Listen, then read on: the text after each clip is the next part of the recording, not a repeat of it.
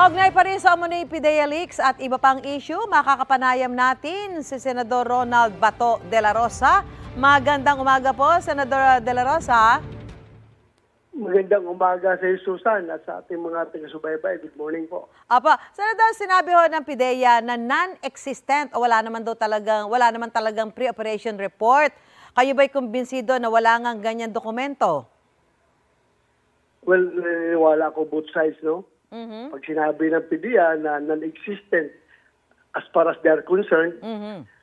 non-existent naman talaga dahil kahit anong bulat-lat nila sa inventory ng records nila, hindi nila makita dahil ito nga ay ninakaw na, tinanggal doon sa records at pinakalat sa social media. Mhm.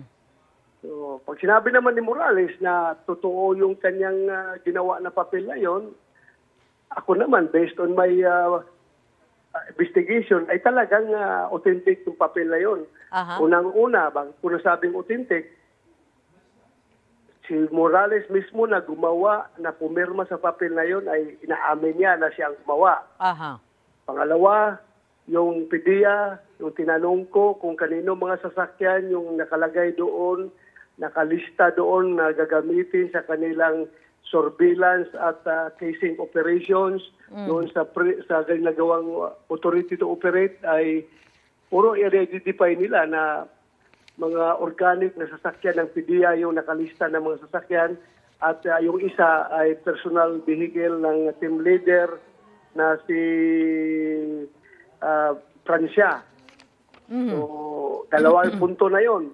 At pangatong punto na medyo mabigat na talagang nagpapatunay na yun ay authentic na papel, hindi AI generated as being claimed by PDEA at or computer generated, ay yung kopya ng papel na nagsisirculate na nakikita natin nandoon sa bandang tatak na confidential, no? Oo. Nakikita doon yung butas na ginamitan ng puncher para ilagay ito sa passenger sa folder. Aha. So, hindi naman siguro yan, kung ikaw ay matino na investigador, hindi mo yan pwede gawing drawing. Kung i-xerox mo yan, talaga makikita yung butas doon pag pinuputocopy mo yan. Apo. So, yun, I concluded therefore na talagang authentic yung papel na yan. At yung mga circumstantial naman na mga facts na nagsasabi na authentic is that yung inaamin ni Maricel Soriano na siya Aha. ang may-ari at siya ang occupant nung condo Condominium. na yan na subject for surveillance casing operations. So, everything points towards authenticity of that particular document. Apo. Yung ibang senador po ay nagdududa sa kredibilidad ni dating PIDEA agent Jonathan Morales kasi hindi niya daw maalala yung pangalan ng informant niya. Kayo po ba ay kumpiyansa pa rin kay dating agent Morales, Senador? Well, kanya-kanyang opinion niya, no? Aha. Basta ako, bilang isang dating pulis, ako'y nagdududa talaga na si Jonathan Morales being the handler of that confidential informant ay talagang nananatili siya sa code between the handler and the informant na never mo talaga ilalaglag yung confidential informant mo. So, kaya siguro hindi niya sinasabi. Yan lang ang duda ko, ha? Duda ko lang yan. Apo. Iimbitahan niyo rin pa ba sa Senate hearing si Pangulong Bongbong Marcos dahil nadawit din yung pangalan ng Pangulo at tinawanan lang po ito ng Pangulo, Senador? Hindi na. Kasi pag imbitata kay President Bongbong Marcos, kailangan imbitahan naman natin si former President Duterte. Magiging politika na itong ating mapoliticize yung ating hearing, mawawala tayo sa objectivity natin. Apo. Maiba naman po tayo, Senador. Ano?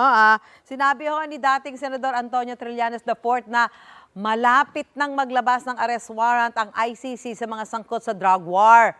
Ano ho reaksyon niyo dito at kayo ba nababahala dito sa mga sinasabing ito ni dating Senador Trillanes? Pakisabi na lang kay Trillanes na bilisan niya. Ang bagal naman. Bilisan niya. Bagal naman yung warrant na pinagyayabang niya. Aha. Bilisan niya kung andyan na yan.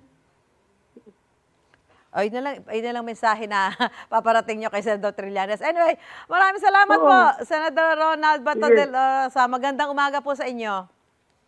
Salamat sa inyo, Susan. At sa Thank- ating taga-subaybay. Thank you. Salamat po. Mga kapuso, para una ka sa mga balita, mag-subscribe sa GMA Integrated News sa YouTube. Sa mga kapuso abroad, subaybayan niyo po kami sa GMA Pinoy TV at sa www.gmanews.tv.